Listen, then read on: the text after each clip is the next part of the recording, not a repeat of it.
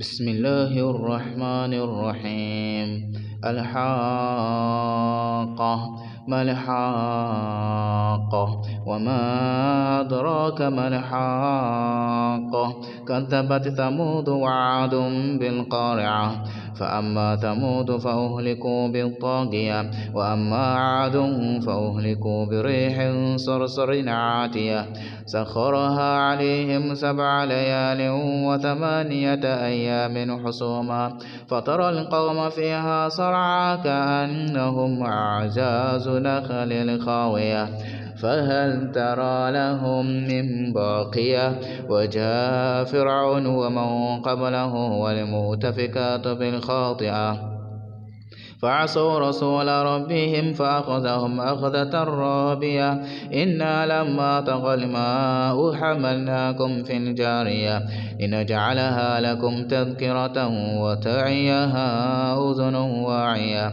فإذا نفخ في الصور نفخة واحدة وحملت الأرض والجبال فدكتا دكة واحدة فيومئذ وقعت الواقعة وانشقت السماء فهي يومئذ واهية والملك على أرجائها ويحمل عرش ربك فوقهم يومئذ 8 يومئذ تعرضون لا تخفى منكم خافية فأما من أوتي كتابه بيمينه فيقول هاؤم اقرءوا كتابيه إني ظننت أني ملاق حسابيا فهو في عيشة راضية في جنة عالية قطوفها دانية كلوا واشربوا هنيئا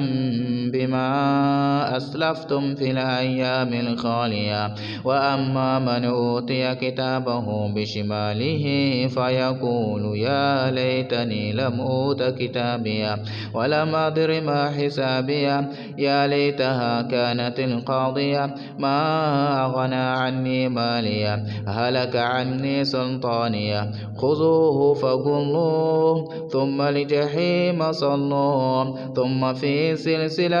ذرعها 70 ذراعا فاسلكوه إنه كان لا يؤمن بالله العظيم ولا يحض على طعام المسكين فليس له اليوم هاهنا حميم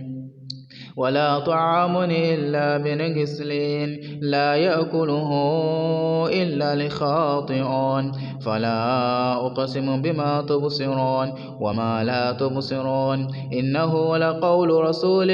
كريم وما هو بقول شاعر قليلا ما تؤمنون ولا بقول كاهن قليلا ما تذكرون تنزيل من رب العالمين ولو تقول علينا بعض الأقاويل لأخذنا منه باليمين ثم لقطعنا منه الوتين فما منكم من أحد عنه حاجزين وإنه لتذكرة للمتقين وإنا لنعلم أن منكم مكذبين وإنه لحسرة على الكافرين وإنه لحق اليقين فسبح باسم ربك العظيم